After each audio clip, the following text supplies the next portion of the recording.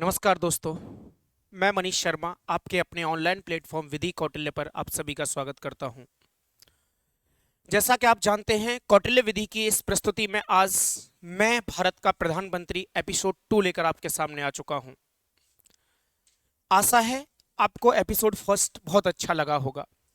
अपनी तरफ से हमारी टीम के द्वारा और मेरे द्वारा पूरी कोशिश की गई कि चीज़ों को बहुत पारदर्शिता के साथ आपके सामने प्रस्तुत किया जाए और मुझे यकीन है आपको वो सब बहुत पसंद आएगा। आज का हमारा जो महत्वपूर्ण एपिसोड है वो है मैं भारत का प्रधानमंत्री एपिसोड 2 में भारत के एक बहुत सक्रिय प्राइम मिनिस्टर लाल बहादुर शास्त्री, जिन्हें पूरी दुनिया पीस मैन ऑफ इंडिया के नाम से जानती है, भारत के शांति पुरुष कहे जाने वाले एक साधारण परिवार से बिलोंग करने वाले प्राइम मिनिस्टर लाल बहादुर शास्त्री के बारे में हर उस सुने और अनसुने पहलू पर बात करेंगे। बात तब की है जब पंडित जवाहरलाल नेहरू का अकस्मात तरीके से दिल्ली में निधन हो गया। नेहरू जी के निधन होने के बाद भारत में एक बहुत बड़ा चर्चा का विषय बन चुका था कि आफ्टर नेहरू हु, नेहरू के बाद कौन बनेगा भारत का प्रधानमंत्री।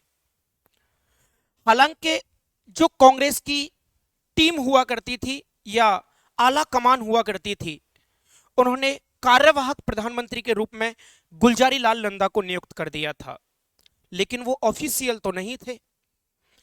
इस देश को चलाने के लिए मंत्रिपरिषद था, लेकिन एक मंत्रिपरिषद का मुखिया होना बहुत जरूरी था। ये पूरी दुनिया जानती थी कि नेहरू जी की कमी को कोई पूरी कर नहीं सकता था, लेकिन जब तक कांग्रेस की आला कमान ये तय न कर दे कि एक निश्चित समय के लिए या बचे हुए कार्यकाल के लिए कौन प्रधानमंत्री बनेगा, तब तक के लिए गुलजारी लाल नंदा को भारत का प्रधानमंत्री नियुक्त किया गया, जिसे आप भारत के पहले कार्यवाहक प्रधानमंत्री के रूप में जानते हैं। तो हम कह सकते हैं भारत के पहले कार्यवाहक प्रधानमंत्री कोई बने तो वो बने गुलजारी लाल नंदा, लेकिन ये तो सिर्फ एक कार्यवाहक प्रधानमंत्री थे।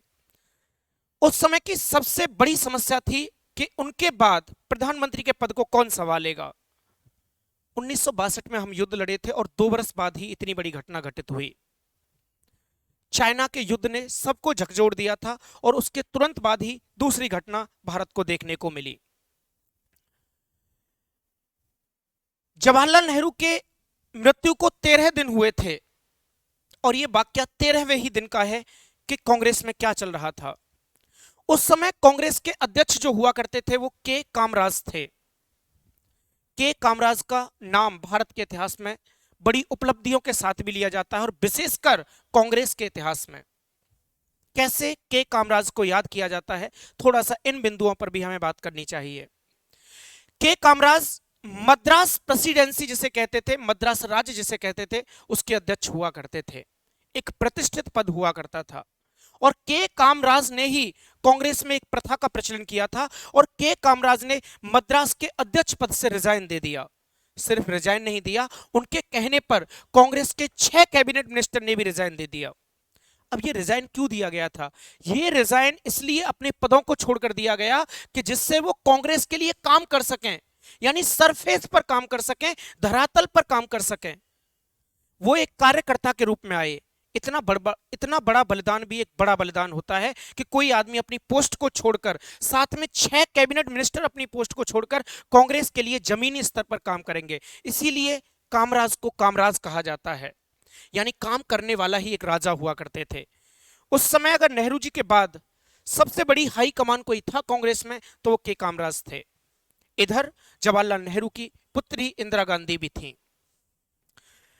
उस समय नेहरू जी की मृत्यु के बाद प्रधानमंत्री पद की रेस में कई लोग थे, जिनमें सबसे प्रमुख नाम हुआ करता था मोरारजी देसाई का, और दूसरे नंबर पर किसी का नाम आ रहा था तो वो लाल बहादुर शास्त्री जी थे। कांग्रेस के अधिकांश लोग चाहते थे कि गुलजारी लाल नंदा को बहुत लंबे समय तक कार्यवाहक के रूप में काम करना चाहिए। तब तक सब निर्णय ले लेंगे कि लाल बहादुर शास्त्री प्राइम मिनिस्टर बनेंगे या मोरारजी देसाई बनेंगे। लेकिन कुछ लोगों को यह बात ठीक नहीं लग रही थी, विशेषकर कांग्रेस के अध्यक्ष कामराज को भी नहीं। वो चाहते थे ऑफिशियल तरीके से, लीगल तरीके से एक प्राइम मिनिस्टर होना चाहिए। मोरारजी देसाई अपना दावा ठोक चुके थे कि मैं भारत का प्रधानमंत्री बनूंगा। लेकिन अगर मोरारजी देसाई के इतिहास को उठाकर देखें तो कुछ दाग उनके चरित्र पर लगे हुए थे, राजनीतिक चरित्र पर दाग लगे हुए थे। लेकिन उस समय के सभी नेताओं में सबसे प्रमुख लीडरशिप में वही थे, क्योंकि वो नेहरू के समय भी फाइनेंस मिनिस्टर रहे थे। वित्त मंत्री एक अपने आप में बड़ा पद होता है। भारत में सबसे लंबे समय तक वित्त मंत्री का पद भी उन्हीं के पास रहा और सबसे ज्यादा बार बजट पेश करने का भी आज तक का इतिहास मोरारजी देसाई के पास ही है। जब सब ये प्रक्रियाएं चल रही थी कि प्रधानमंत्री कौन बनेगा, उस समय एक अमेरिका के एक बहुत बड़े लेखक हुआ करते थे, पत्रकार हुआ करते थे, जिन्होंने एक पुस्तक लिखी थी आफ्टर नेहरू हु। इनका नाम था वेल्स हेंगेन। इन्होंने अपनी पुस्तक के माध्यम से क्या लिखा है? इन्होंने अपनी पुस्तक के माध्यम से लिखा है कि मोरारजी देसाई इस पंक्ति में सबसे आगे थे और ये उनका खुद का स्वार्थ समझ लीजिए, या उनके कुछ चापलूस मंत्री हुआ करते थे जो उन्हें प्रधानमंत्री देखना चाहते थे। उसी समय एक बहुत बड़े पत्रकार हुआ करते थे, जिन पत्रकार का नाम है कुलदीप नैयर। वैसे सीपी श्रीवास्तव के बारे में बात करेंगे, ये उस समय के सबसे बड़े पत्रकार हुआ करते थे। ये बड़े बड़े लीडर्स के इंटरव्यू लिया करते थे, जिनका नाम था कुलदीप नैयर। कुलदीप नैयर की एक पुस्तक है एक जिंदगी काफी नहीं। एक जिंदगी काफी नहीं पुस्तक कुलदीप नैयर ने लिखी है। और इन्होंने क्या कहा था? इन्होंने कहा था कि जब मैं इंटरव्यू लेने के लिए लाल बहादुर शास्त्री के पास गया तो लाल बहादुर शास्त्री से पूछा कि आपकी नजर में प्रधानमंत्री कौन होना चाहिए, तो लाल बहादुर शास्त्री ने अपना नाम तो कतई नहीं लिया था। लाल बहादुर शास्त्री ने कहा कि आज वर्तमान के अगर भारत को देखेंगे तो आज वर्तमान के भारत में भारत का प्रधानमंत्री बनने योग्य कोई व्यक्ति है तो वो जयप्रकाश नारायण है। ये एक नया नाम राजनीति में आया था। सर्वोदय योजना का जनक कहा जाता है जयप्रकाश नारायण को। इन्हें लोकनायक के नाम से जाना जाता है और बिहार की भूमि से आया एक ऐसा युवा था जो देश में कुछ क्रांति लाना चाहता था, जिसे संपूर्ण क्रांति के नाम से भी जानते हैं। लाल बहादुर शास्त्री ने अपना पहला ऑप्शन दिया था कि आप जयप्रकाश नारायण को प्राइम मिनिस्टर बना दीजिए, और दूसरा ऑप्शन इंदिरा गांधी का रखा था। इन्होंने ना अपना नाम लिया ना मोरारजी देसाई का नाम लिया।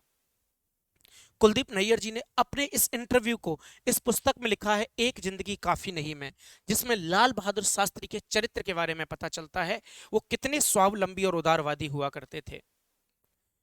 फिर वही कुलदीप नैयर जी मोरारजी देसाई के पास पहुंचे और मोरारजी देसाई से जाकर कहते हैं कि आपकी नजर में प्राइम मिनिस्टर कौन होना चाहिए। कांग्रेस के बहुत से लोग चाहते हैं कि शास्त्री जी प्रधानमंत्री बने, जबकि शास्त्री जी चाहते हैं कि जयप्रकाश नारायण या फिर इंदिरा गांधी बने। तब मोरारजी देसाई ने बड़े खुले शब्दों में कहा था कि कंपटीशन किस बात का हो रहा है, मेरी तो बात ही समझ में नहीं आ रहा। जयप्रकाश नारायण आज के लायक नहीं हैं, वो परिवर्तित व्यक्ति हैं, वो अपनी भूमिका नहीं निभा सकते। और इंदिरा गांधी तो एक छोटी सी गूंगी सी बहरी सी एक गुड़िया है, उसे हम कैसे प्रधानमंत्री बना सकते हैं। और लाल बहादुर शास्त्री तो कहीं बोलने में दिखेंगे भी नहीं, क्योंकि उनका कद बड़ा छोटा था। ऐसे शब्दों का प्रयोग मोरारजी देसाई करते हैं। और कंपटीशन तो कहीं है ही नहीं, क्योंकि मुझे लगता है प्राइम मिनिस्टर के पद के लिए तो मैं ही हूं। कामराज के सामने बड़ी चुनौतियां थी। कामराज उस समय कांग्रेस के अध्यक्ष हुआ करते थे। उन्होंने कई बार मीटिंग करना चाहा मोरारजी देसाई के साथ, लेकिन वो सफल नहीं हो पा रहे थे। इतनी बड़ी समस्याएं चल रही थी उस समय देश में, जिस समय देश में लगातार विपत्ति पर विपत्ति आ रही थी। कुल मिलाकर बात यह हुआ कि 13 दिन जैसे हुए नेहरू जी की मृत्यु को कामराज के नेतृत्व वाली कांग्रेस की पार्टी ने, अच्छा एक और बड़ी समस्या थी कि कांग्रेस के बहुत से लोग और विशेषकर पंजाब के मुख्यमंत्री और मोरारजी देसाई ये चाहते थे कि प्रधानमंत्री के पद का निर्णय कैबिनेट मिनिस्ट्री लेगी या पार्लियामेंट्री कमेटी लेंगी, जबकि के कामराज चाहते थे इसका निर्णय स्वयं पार्टी का होना चाहिए, कांग्रेस का होना चाहिए। और हुआ यही कि जैसे ही 13वां दिन हुआ और के कामराज ने सबको पीछे पछाड़कर एक बड़ा निर्णय ले दिया कि भारत के अगले प्रधानमंत्री जो होंगे वो लाल बहादुर शास्त्री होंगे। ये वास्तव में हिंदुस्तान में पहली बार लोकतंत्र की जीत थी, डेमोक्रेसी की जीत थी। फिर आप कहेंगे सर आप कैसे कह सकते हैं कि क्या इससे पहले लोकतंत्र नहीं था, लोकतंत्र था, लेकिन वास्तविकता में देखें तो लोकतंत्र की जीत तो ये हुई थी, क्योंकि अगर लाल बहादुर शास्त्री की पृष्ठभूमि देखेंगे तो एक बहुत सामान्य परिवार से बिलोंग करते थे, एक गरीब परिवार से बिलोंग करते थे लाल बहादुर शास्त्री। और जवाहरलाल नेहरू के समय भी इनके पास कोई प्रतिष्ठित पोस्ट नहीं थी, इतना बड़ा नाम नहीं था। और देश में लोकतंत्र का मतलब होता है एक आम आदमी भी इस प्रतिष्ठित पद तक पहुंच सके, जिसका सबसे बड़ा जीता जागता उदाहरण लाल बहादुर शास्त्री थे। कुल मिलाकर वो दिन आ ही गया था कि भारत के प्रधानमंत्री लाल बहादुर शास्त्री भारत के दूसरे प्रधानमंत्री कहलाए।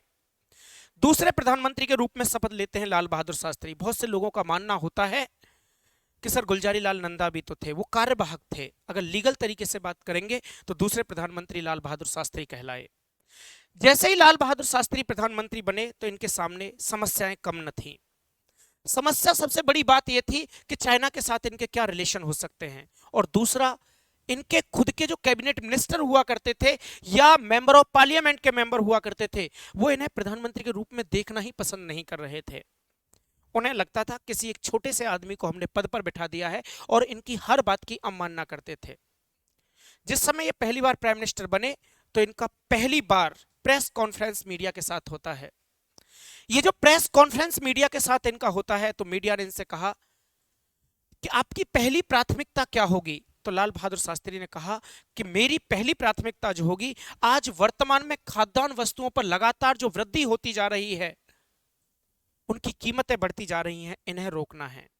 लाल बहादुर शास्त्री एक किसान फैमिली से बिलोंग करते थे और किसानों की समृद्धि चाहते थे। वो चाहते थे कि जो खाद्यान्न वस्तुएं यानी खाने पीने की जो वस्तुएं हैं वो लगातार वृद्धि होती जा रही है, कीमतें बढ़ती जा रही हैं, इन पर कंट्रोल किया जाए। ऐसे निर्भीक सोच वाले व्यक्ति कोई हो सकते थे तो वो लाल बहादुर शास्त्री हो सकते थे। इनकी सादगी की पहचान तो इतनी है कि आज तक ऐसे कोई प्राइम मिनिस्टर बने ही नहीं। क्या इनकी सादगी थी? इनके एक बेटे थे। एक सादगी का किस्सा है जो सीपी श्रीवास्तव ने अपनी बुक में कहा है। सीपी श्रीवास्तव ने कहा है Lal Bahadur Shastri prime minister of India में इन्होंने कहा है इनकी सादगी के बहुत से चर्चे हैं। चर्चा यह है कि इनके एक बेटे हुआ करते थे जिनका नाम था सुनील शास्त्री। एक बार उन्होंने क्या किया, प्रधानमंत्री की गाड़ी प्रयोग कर ली, यानी सरकारी गाड़ी का प्रयोग किया और लगभग 14 किलोमीटर की दूरी तय की। और जब वो वापस लौट कर आए तो उन्होंने पूछा कौन सी गाड़ी से गए थे। बोले सर आपकी गाड़ी से गए थे पिताजी। बोले ये तुमने गलत किया है। इन्होंने अपने पीओ को बुलाया और बोला कितना किलोमीटर गाड़ी चली है। बोले 14 किलोमीटर। बोले 14 किलोमीटर का जितना भी किराया लगता है ना, मेरे पेमेंट से काट लेना। इससे बड़ी सादगी क्या हो सकती है। अपने शासन को बड़े अच्छे से चला रहे थे, ठीक चल रहा था, लेकिन कांग्रेस में मनमुटाव बढ़ता जा रहा था। इधर धीरे धीरे धीरे धीरे इंदिरा गांधी की एंट्री भारत की राजनीति में हो रही थी, और ऐसा उस समय के मानने वाले लोगों का है कि इंदिरा गांधी स्वयं को प्रतिष्ठित समझ रही थी, स्वयं को प्राइम मिनिस्टर के योग्य सोच रही थी, और वो सोच रही थी कैसे भी करके लाल बहादुर शास्त्री को रिजाइन देने पर मजबूर किया जाए। लेकिन लाल बहादुर शास्त्री से प्राइम मिनिस्टर पद के लिए नहीं बने थे, वो देश की सेवा के लिए बने थे। थोड़ा सा समय गुजरा, 1964 से 65 आया और देश को भारी अकाल का सामना करना पड़ा। 1965 में देश में भारी अकाल आया, और इतना भारी अकाल पड़ा कि लोगों के पास खाने के लिए अन्न का एक दाना न था। हमें विदेशी वस्तुओं से, हमें विदेशों से वस्तुएं खरीदनी पड़ती थी, गेहूं खरीदना पड़ता था, अनाज खरीदना पड़ता था।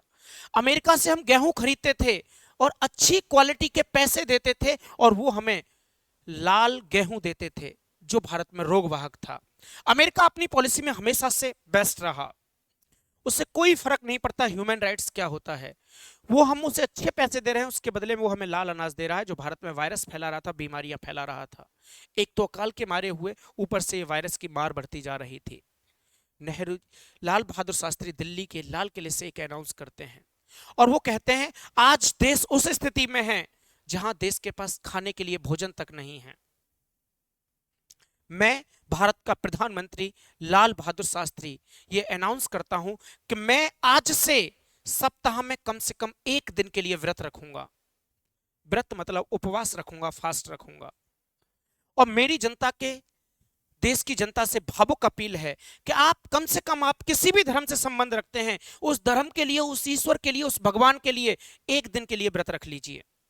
इससे फायदा ही होगा कि अगर कोई व्यक्ति एक दिन के लिए व्रत पूरा भारत एक साथ रखेगा तो बहुत से खाद्यान्न की पूर्ति हो सकती है।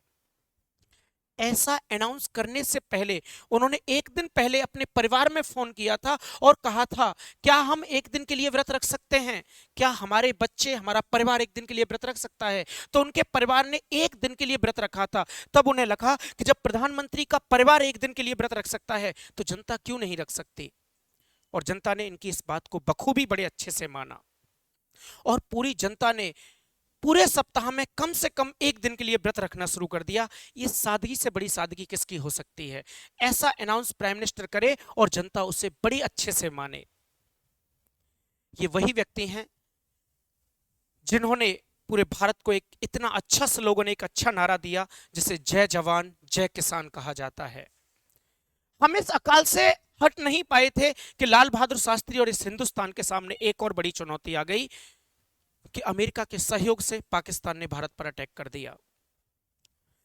1965 आते आते पाकिस्तान ने भारत पर अटैक किया और कश्मीर वाले इलाके में अटैक कर दिया और आक्रमण कर दिया।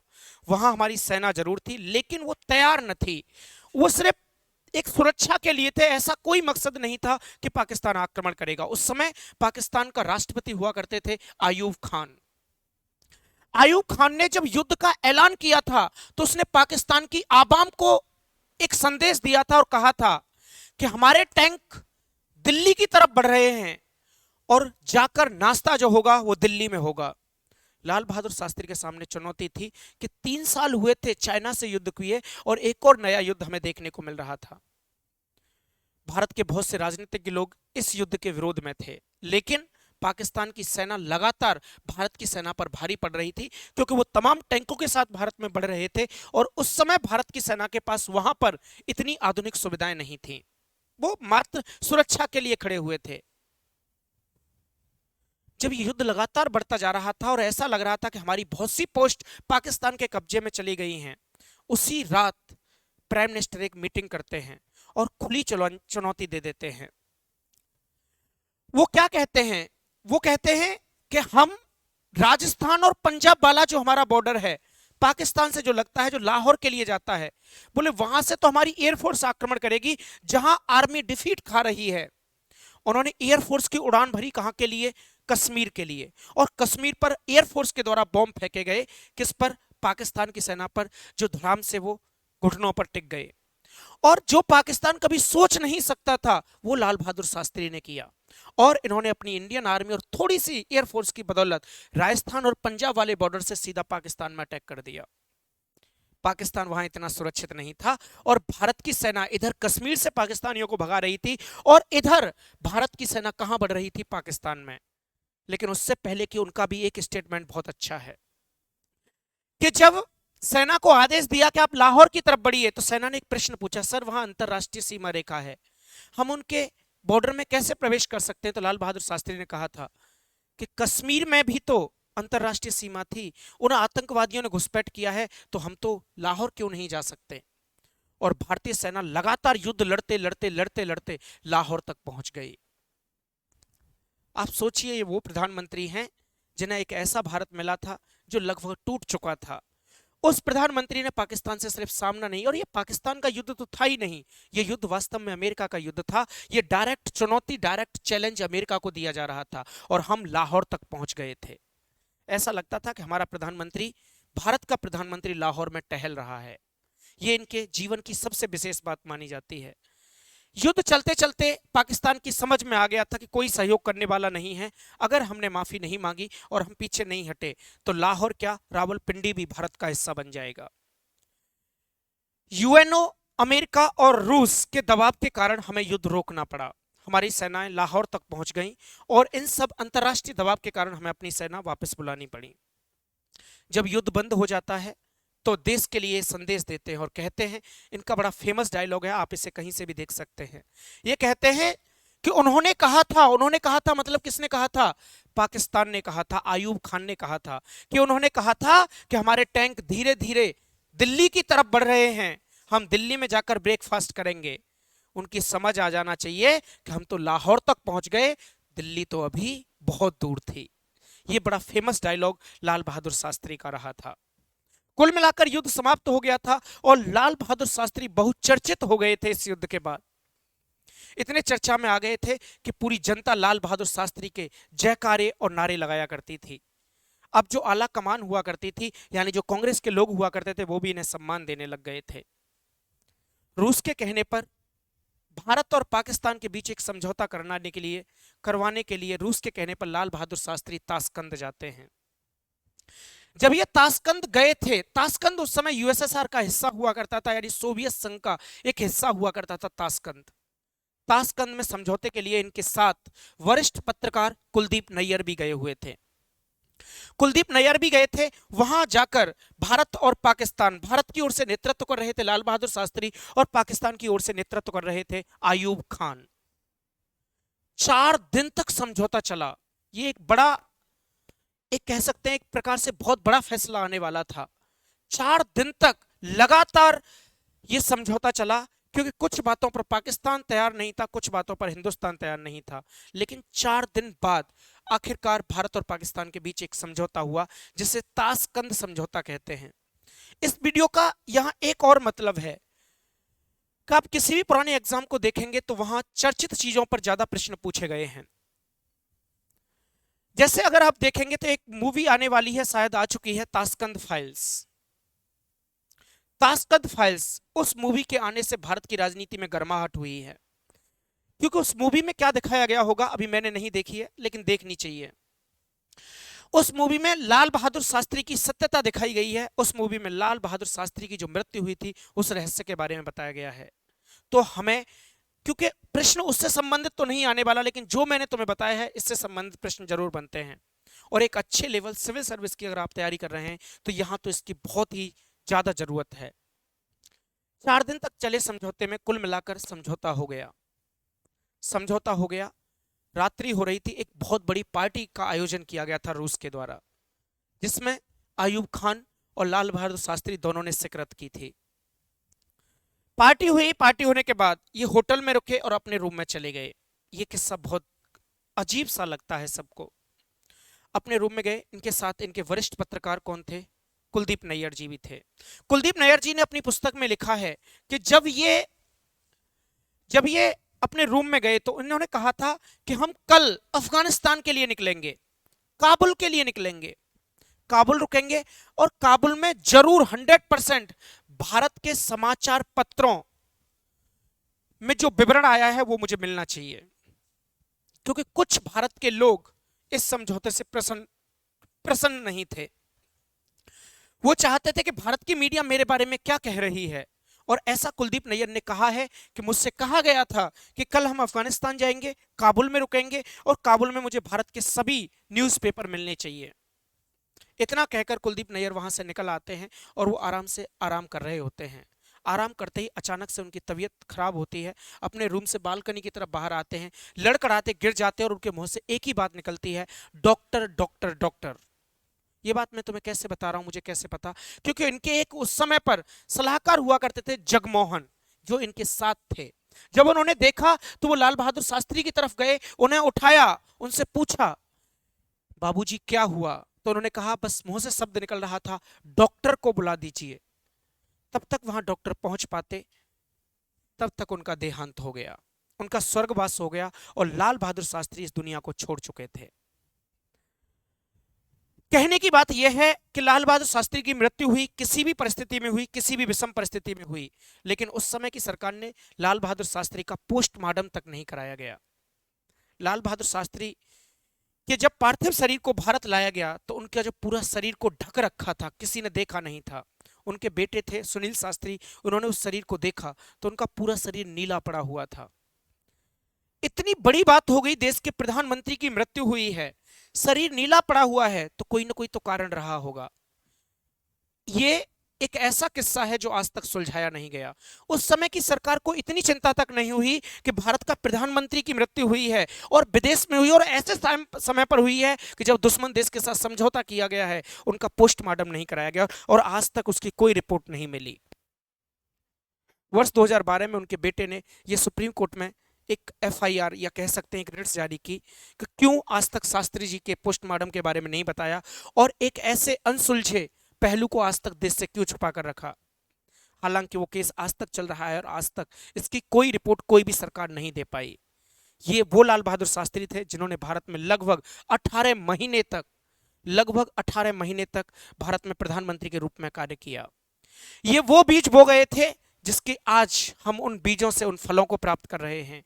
ये वही व्यक्ति हैं, जब लोग भूखे मर रहे थे तब इन्होंने, और जब लोग सीमा पर लड़ रहे थे तो जय जवान जय किसान का नारा दिया। ये वो प्रधानमंत्री हैं जिन्होंने अपने प्रधानमंत्री कार्यालय के सामने ही बैल लाकर जुताई की और जुताई करके फसल का उत्पादन किया, जिससे किसानों को आग्रह दिया कि अपने घर में जहां भी कहीं जगह है घर में खेती करना सीखें।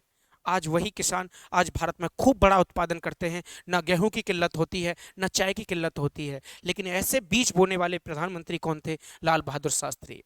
इन 18 महीनों में लाल बहादुर शास्त्री ने भारत के लिए बहुत कुछ दिया। कुछ और महत्वपूर्ण बातें हैं इनके बारे में जो तुम्हें जान लेनी चाहिए। देखिएगा, जैसे 2 अक्टूबर 1904 को मुगल सराय में इनका जन्म हुआ था। मुगल सराय वाराणसी में आता है और जिसका वर्तमान में नाम बदल दिया गया है, और इसका नाम क्या कर दिया गया है? पंडित दीनदयाल उपाध्याय नगर। क्या कर दिया है? ये बात याद रखना, पंडित दीनदयाल उपाध्याय नगर कर दिया गया है इसका नाम बदलकर। मुगल सराय में इनका जन्म हुआ, इसलिए प्रत्येक 2 अक्टूबर इनकी जयंती मनाई जाती है। लाल बहादुर शास्त्री की ही नहीं, महात्मा गांधी की भी जयंती, दोनों की एक साथ जयंती मनाई जाती है। काशी विद्यापीठ से इन्होंने पढ़ाई की और यहां से शास्त्री की उपाधि धारण की। यह भी एक अजीब किस्सा है। लाल बहादुर शास्त्री जो हुआ करते थे ना, शास्त्री कोई नहीं कहता था, इनका नाम था लाल बहादुर श्रीवास्तव, यानी कि ब्राह्मण गोत्र में ही पैदा हुए थे, श्रीवास्तव हुआ करते थे। लेकिन जब ये श्रीवास्तव कहते थे तो इन्हें लगता था कि मैं उच्च जाति का हूं, तो शायद निम्न जाति के लोगों को अच्छा नहीं लगता होगा, और इन्होंने अपने श्रीवास्तव की उपाधि त्याग दी। इनका जो सरनेम हुआ करता था उसे त्याग दिया, और इस काशी विद्यापीठ से, क्योंकि इन्होंने संस्कृत में शिक्षा प्राप्त की थी, और यहां से इन्हें एक टाइटल मिला था जिसका नाम क्या हुआ? शास्त्री, और यहीं से इनका टाइटल शास्त्री पड़ जाता है। 1921 में महात्मा गांधी के असहयोग आंदोलन में इन्होंने भाग लिया, और 1928 में इनका विवाह ललिता शास्त्री के साथ हुआ था। 1930 में दांडी मार्च में भी भाग लिया, और 1942 में भारत का सबसे सुप्रसिद्ध आंदोलन हुआ था जिसका नाम था भारत छोड़ो आंदोलन। भारत छोड़ो आंदोलन मुंबई से महात्मा गांधी ने शुरू किया था, जिसमें एक नारा दिया था, करो या मरो। किसका नारा दिया था? करो या मरो, डू और डाई का नारा दिया गया था। लेकिन महात्मा गांधी को लगभग तीसरे दिन ही गिरफ्तार कर लिया था अंग्रेजों ने। ऐसा लग रहा था भारत छोड़ो आंदोलन धीमा पड़ जाएगा, लेकिन उसी समय इस राजनीति में, इस आंदोलन में प्रवेश किया लाल बहादुर शास्त्री ने। बिल्कुल अपनी इच्छाओं के विरुद्ध, अपनी संस्कृति के विरुद्ध आकर एक नारा देते हैं, लोगों में उत्साह भर देते हैं। और इन्होंने क्या नारा दिया? महात्मा गांधी ने दिया था करो या मरो, लेकिन लाल बहादुर शास्त्री का एक अलग ही स्लोगन था। इन्होंने कहा मरो नहीं मारो। किसका नारा दिया? इन्होंने नारा दिया मरो नहीं मारो। कई बार आपके प्रतियोगी एग्जामों में ये क्वेश्चन पूछे जाते हैं, मरो नहीं मारो का नारा किसने दिया? तो वो लाल बहादुर शास्त्री ने दिया। और कब दिया? भारत छोड़ो आंदोलन के समय इन्होंने इसमें क्या दिया था? ये नारा दिया था। 1964 ईस्वी में 9 जून 1964 से लेकर 11 जनवरी 1966 तक भारत के प्रधानमंत्री के पद पर रहे। लगभग 18 महीने तक भारत के प्राइम मिनिस्टर का पद इन्होंने बखूबी संभाला। 1966 में 11 जनवरी 1966 को ताशकंद में इनकी क्या हो गई? मृत्यु हो गई। और वर्ष 1966 में भारत सरकार द्वारा मरणोपरांत इन्हें क्या दिया गया? भारत रत्न दिया गया। 1966 में मरणोपरांत इन्हें भारत रत्न मिला। और आपके एग्जाम के लिए बहुत ही बखूबी प्रश्न ये भी आ सकता है कि पहली बार भारत के वह कौन से व्यक्ति थे जिन्हें मरणोपरांत भारत रत्न दिया गया था? उससे पहले जितने भी भारत रत्न दिए जाते थे वो जीवित व्यक्तियों को दिए जाते थे, लेकिन मरणोपरांत भारत रत्न प्राप्त करने वाले पहले व्यक्ति भी कौन थे? वो लाल बहादुर शास्त्री हुआ करते थे। आज के एपिसोड में हमने लाल बहादुर शास्त्री के जीवनी के बारे में, उनके राजनीतिक कैरियर के बारे में, उनकी सादगी के बारे में जितनी बातें करनी थी बखूबी तरीके से की। अब लाल बहादुर शास्त्री की जैसे ही मृत्यु हुई, मृत्यु होने के बाद फिर वही दिक्कतें होने लगी। गुलजारी लाल नंदा को एक बार पुनः भारत का प्रधानमंत्री बना दिया गया, लेकिन वह एक कार्यवाहक प्रधानमंत्री के रूप में ही थे। कल के एपिसोड में जो महत्वपूर्ण बात होने वाली है, ये बात होने वाली है, क्या कांग्रेस का सिंडिकेट पुनः काम करेगा?